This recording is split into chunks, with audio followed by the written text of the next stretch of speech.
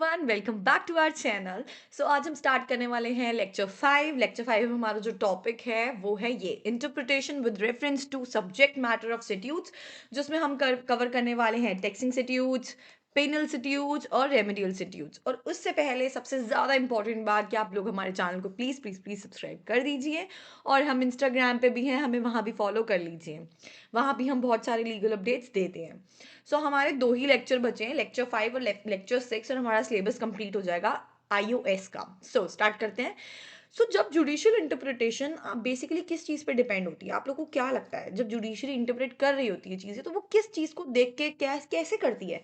तो पहले वो समझती है कि भाई जो एक्ट है, जो स्टैट्यूट है, उसका नेचर क्या है, उसका पर्पस क्या है, क्या उसका नेचर है, क्यों उसे बनाया गया है, उसे क्यों लाया गया था दुनिया में, क्या ज़रूरत थी उसे लेके आने की। ठीक, और उसको उस हिसाब से करती है। एक एग्जाम्पल से समझ लेते हैं। सपोज अगर मान लो टैक्सिंग सिट्यूट की बात हो रही है, कुछ टैक्स से रिलेटेड बात हो रही है, तो हम यार ये सोचेंगे कि अच्छा, टैक्स इसलिए देना क्योंकि यार एक इंसान इतनी इनकम अगर कमा रहा है तो वो इतना तो गवर्नमेंट को दे, ताकि गवर्नमेंट उस चीज़ को कहाँ कहाँ लगा सके, हम ये चीज़ सोचे। है ना, हर चीज़ की कोई ना कोई वजह है। पीनल सिट्यूट बनाया तो सोचा कि अच्छा जी, कोई गलत काम करेगा तो उसको तो सज़ा मिलेगी, और सज़ा मिलेगी तो कौन सी सज़ा कितनी वैलिडेट रहेगी, कितनी सज़ा हमें देनी चाहिए, कि अच्छा वो मर्डर करेगा तो इतनी, चोरी करेगा तो इतनी, चोरी में कम, मर्डर में ज्यादा। है ना, ये चीजें सोचते हुए इंटरप्रेट करना पड़ता है, उसका पर्पस, उसका नेचर, कि सेट्यूट क्या सोच रहा है। और हर चीज को इंटरप्रेट करने का जो तरीका होता है ना, वो थोड़ा सा डिफरेंट रहता है। ठीक, different rule apply based on whether the statute is taxing, penal और बेनिफिशियल, मतलब सबके लिए अलग है। ठीक, अब एक एक करके हम इसे समझते हैं। बहुत इजी लग रहा होगा, है ना, और है भी बहुत इजी। टेक्सिंग शेड्यूल पे आते हैं। जितना दिया है उतना ही लिखना है और आराम से आपका हो जाएगा। अगर 5 मार्क्स में क्वेश्चन आ जाता है, इवन 10 में भी आ जाता है, तो आप थोड़ा और ज़्यादा अपने आप से एक्सप्लेन कर दीजिएगा, क्योंकि मैं एक्सप्लेन करूंगी इसे। ठीक, डेफिनेशन करते हैं सबसे पहले। A taxing schedule imposes financial liability. ये हमने कहा अभी कि एक लाइबिलिटी लगती है कि हाँ जी, आपको क्या करना है, आपको टैक्स देना है, आपको ड्यूटी देनी है, आपको सेस देना है, ये सब देना है ऑन इंडिविजुअल्स, किसी इंडिविजुअल को भी, या एक कोई एंटिटी है तो उसको भी। मतलब it is compulsory that a individual have to pay और अ एंटिटी हैज टू पे। मतलब उनको करना होगा पे, जो भी इंसान पे, मतलब वो लाइबिलिटी होती है सबके ऊपर, अगर वो कुछ पर्टिकुलर अमाउंट से ज्यादा पैसा कमा रहे हैं तो। ठीक, ये तो डेफिनेशन हो गया, मीनिंग हो गया। अब प्रिंसिपल ऑफ इंटरप्रिटेशन। प्रिंसिपल क्या होता है कि taxing statute must be strictly interpreted strictly. कि ऑब्वियस सी बात है यार, अगर आप पे कोई इम्पोज की गई है कोई चीज कि आपको ये पे करना है, when you are having a benefit of particular income, तो आपको पैसे का फायदा जब मिल रहा है, तो आप फिर वो तो जो टैक्स देना है वो तो देना ही पड़ेगा ना। अब आपको कि यार मैंने इस साल तो भर दिया, बट मैंने पिछले साल नहीं भरा, या मैं इस साल भर दूंगा, मैं अगले नहीं भरूंगा, फिर आपको कोई कहे कि आप, लेकिन आपके ऊपर कोई लाइबिलिटी नहीं आएगी, तो ऐसा तो नहीं हो सकता। आपके ऊपर लाइबिलिटी तो आएगी अगर आप कुछ गड़बड़ कर रहे हो तो ये स्ट्रिक्टली इंटरप्रेट किया जाता है। और जुडिशरी ये ट्राई करती है कि भाई अगर आपने गलती करी है तो आपको इस चीज की सजा मिलेगी और आपको देना है ये पैसा। ठीक, no tax can be imposed without clear authority in law. Obviously बात है, ऐसे जबरदस्ती का कुछ किसी पे अप्लाई नहीं होता है। अगर कहीं कुछ बनता होगा तो ही लगेगा, नहीं तो नहीं लगेगा। If the language is ambiguous, अगर लैंग्वेज कंफ्यूजन से भरी हुई है, the benefit goes to the assessee, tax payer. मतलब असेसी कौन होता है? जो टैक्स पेयर होता है, ना कि गवर्नमेंट। अगर खुद ही लैंग्वेज में ही गड़बड़ है, कि उनको समझ में आ रहा है कि यार नहीं समझ में आया होगा क्योंकि गड़बड़ है लैंग्वेज के अंदर। ठीक है, सब ह्यूमन है, ह्यूमन एरर हो जाता है, तो लैंग्वेज में भी गड़बड़ हो सकती है। वी कांट से कि सब कुछ परफेक्ट ही हो सकता है। ह्यूमन से गलतियां होती हैं, ह्यूमन एरर्स होते हैं। हम क्या समझते हैं कि अगर इंसान से उस समय लिखते हुए बनाते हुए लैंग्वेज में गड़बड़ हो गई है, तो हम फायदा टैक्स पेयर को देंगे, गवर्नमेंट को नहीं देंगे। ये जुडिशरी सोच के चलती है, ये मेन प्रिंसिपल्स होते हैं। ठीक, कि हम स्ट्रिक्टली इंपोज करेंगे, बेफालतू का टैक्स कोई भी नहीं भरेगा, अगर लैंग्वेज में गड़बड़ है तो हम टैक्स पेयर को ही बेनिफिट देंगे, हम वो बेनिफिट गवर्नमेंट को नहीं देंगे। ठीक, key points. Court can not impose tax by implication. Court नहीं लगा सकता टैक्स खुद से। There must be clear unambiguous words creating the charge, person liable and rates. सब कुछ क्लियर होना चाहिए, कोई कंफ्यूजन नहीं होना चाहिए। जो देना है वो देना है, चुपचाप दो और खत्म करो बात। ठीक, दो केस लॉज हैं इसके अंदर, पहला और ये है दूसरा। A V Fernandez versus state of Kerala. ये कहता है the supreme court held that if a tax is not explicitly provided it can not be levied. ठीक, इजी लैंग्वेज इटसेल्फ सारी बात बता रही है। मैं बहुत छोटे में लिखा है। CIT versus Shahzada Nand and son. ये क्या कहता है कि doubt in taxing statutes must be resolve in favour of the tax payer. वही सेम बात कि भाई अगर कोई डाउट आ रहा है लैंग्वेज में, यही सेम बात यहाँ पे लिख दी गई है कि अगर कोई भी डाउट आ रहा है तो टैक्स पेयर का ही फायदा होना चाहिए, गवर्नमेंट को फायदा नहीं होना चाहिए उस चीज का, क्योंकि उस इंसान बेचारे की क्या गलती। ठीक, इजी। और यहाँ पे यही था कि अगर कुछ चीज क्लियरली नहीं लिखी गई है तो वो जबरदस्ती उसके ऊपर थोपा नहीं जाएगा। ठीक है, if the tax is not explicitly provided, properly नहीं लिखा गया है, सो जबरदस्ती कोई किसी चीज किसी पे कुछ भी थोपा नहीं जाना चाहिए। Next, penal statutes. अब पीनल का मतलब क्या होता है गाइज, आप लोग को पता होगा, पनिशमेंट। ठीक, सो पीनल सेट्यूट्स इम्पोज पनिशमेंट और पेनल्टीज, मतलब पनिशमेंट और penalties for criminal and wrongful act. अगर कोई क्रिमिनल होगा तो उसको पनिशमेंट पेनल्टी जो भी लगेगा, रॉन्गफुल एक्ट करेगा तो भी उस पर लगेगा। इसमें मेन जब जुडिशरी, ये सब हम जो पढ़ रहे हैं ना गाइज, हम क्यों पढ़ रहे हैं कि जुडिशरी जब उसे इंटरप्रेट करती है तो उसके दिमाग में क्या चल रहा होता है, क्या सोच रही होती है वो।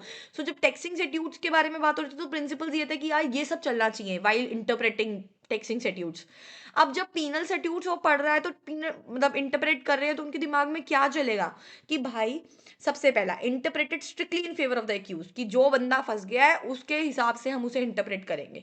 No person should be punished unless the offence falls clearly with the word of statute. ऐसे ही जबरदस्ती की किसी को सजा नहीं देंगे, अगर वो सेट्यूट में लिखा हुआ है, अगर वो सजा बनती है तो ही उस इंसान को देंगे, और वो क्लियरली दिखना चाहिए कि उसने कुछ गलती कर दी है। ठीक, जबरदस्ती का कोई नहीं फंसे। Ambiguities are resolve in favour of the accused. ठीक, हम एक्यूज के फेवर में ये बात सोचेंगे, जैसे हम बोलते हैं रूल ऑफ लेनिटी। ऐसा लिख दोगे तो टीचर खुश हो जाएगी, ज्यादा नंबर दे देगी। ठीक, आगे बढ़ते हैं। की पॉइंट्स क्या है? की पॉइंट्स ये हैं, penal provisions cannot be extended by analogy और implication। जबरदस्ती आप खुद से उसे नहीं बढ़ा सकते, जो पेनल्टी वहां लिखी गई है आप उतनी ही, जब ऐसे खुद से नहीं कि अच्छा यहाँ पे इतना लिखा है मैं तुमसे करोड़ों ले लूंगा, ऐसा नहीं होता है। जितना लिखा है उतना ही दे लेना है।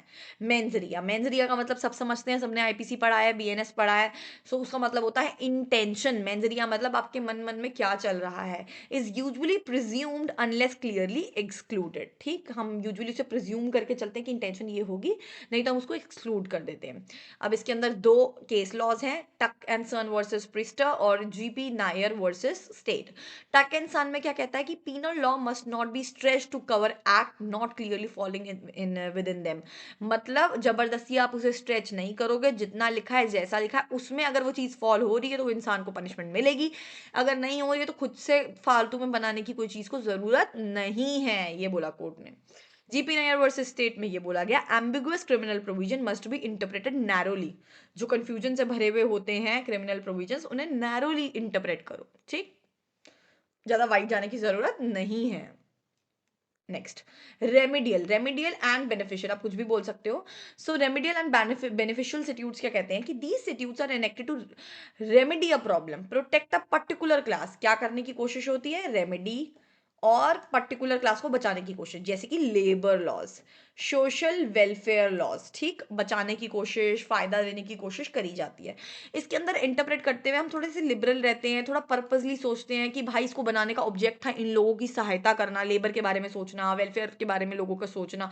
और अगर हम इंटरप्रेट करते हुए भी वो नहीं सोच रहे और हम ये सोच रहे हैं कि हमको क्या, अपन तो फायदा उठाएंगे, तो ऐसे बात नहीं बनती है। हमें उन लोगों के बारे में सोचना है, उस ये ऑब्जेक्ट है उस एक्ट का, तो लिबरली पर्पसली सोचना है। Court adopt an expensive and inclusive approach to achieve law's intention. तो वो एक्सपेंसिव मतलब वो यहाँ पे इस बात का मतलब ये है कि वो उस चीज को खुद अपने आप को उस चीज में लाने की कोशिश करती है, ट्राई करती है कि हम खुद को उस जगह रख के देखें, शूज में उनके पैर रख के देखें कि क्या फील वो लोग कर रहे होंगे, क्या उनके साथ गलत हुआ है, और एक्चुअली क्या उनके साथ गलत हुआ है या नहीं हुआ है, सामने वाला फायदा उठाया है नहीं उठाया है, ये सारी चीज सोचते हैं। देखो, अगर आप लोग को लगता है ये क्वेश्चन बड़े में आ जाता है, ठीक, आप केस लॉस तो लिख ही रहे हो और बहुत छोटे में दे दिया मैंने केस लॉ, आप एग्जाम्पल भी लिख सकते हो, कोई दिक्कत नहीं है। ठीक है, इन सारे के सारे सेट्यूट्स के एग्जाम्पल्स आप दे सकते हो, आपको समझाए हैं मैंने, तो आपको मार्क्स ज्यादा। ऑब्वियसली बड़ा क्वेश्चन को कैसे बनाओगे, ऐसे ही बनाओगे ना। So key points, beneficial provisions are given wide meaning. ठीक, जो बेनिफिशियल होते हैं उनको वाइड मीनिंग देने की कोशिश करते हैं और ज्यादा बढ़ा बढ़ा के समझने की कोशिश करते हैं, डाउट्स को खत्म करने की कोशिश करते हैं जो भी बंदे लेके आए होते हैं प्रॉब्लम, ताकि उन लोगों का फायदा हो सके। अब इसमें केस है Bangalore water supply versus A Rajappa. ठीक, liberal interpretation of industry under labour law, कि भाई लिबरल इंटरप्रिटेशन करते हैं जो इंडस्ट्री, बेसिकली लेबर लॉ के अंडर इंडस्ट्री की क्या लोगों को प्रॉब्लम ना आए, किसी भी तरीके से लिबरली सोचो इस चीज को। ठीक? क्योंकि लेबर के बारे में सोचना ही मेन हमारा पर्पज़ है। Workman versus American Express beneficial statute must be interpreted in favour of the worker. वही सेम बात वहाँ पे भी लेबर लॉ के अंदर आपको लिबरल इंटरप्रिटेशन करनी है। ये लिखा है लिबरल इंटरप्रिटेशन लेबर लॉ के अंडर, और यहाँ पे लिखा है बेनिफिशियल जो स्टीट्यूट है वो इंटरप्रेट होना चाहिए favour of the worker, worker के लिए। हमको बेनिफिट ही देना है, तो बेनिफिट देना है तो हम बेनिफिट के बारे में ही हर समय सोचेंगे और उस हिसाब से ही उसे इंटरप्रेट करने की कोशिश करेंगे। इजी था बहुत ज़्यादा, समराइज करते हैं इसे फटाफट। टेक्सटिंग में बहुत ज़्यादा, टेक्सटिंग के अंदर स्ट्रिक्ट इंटरप्रिटेशन होती है, क्योंकि भाई अगर पैसा देना है तो गवर्नमेंट का देना ही पड़ेगा। यू कांट बी, है ना, भागोफाई फ्रॉम इट। देना है तो देना है, दो। पीनल में भी कुछ गांड करे बैठे हो और अब आपको सोचा जाए कि कांड करने के बाद कि यार इसको छोड़ दिया जाए, तो ऐसा तो नहीं होता है। ठीक, आपको सजा तो मिलेगी, तो सजा लो। उसके बाद रेमेडियल में लिबरल इंटरप्रिटेशन करते हैं, क्योंकि हमें किसके बारे में सोचना है, बेनिफिशियरी के बारे में। यहाँ क्या होता है, किस बेनिफिट किसको जाता है, एक्यूज, जिस बेचारे के साथ कुछ गलत हो चुका है।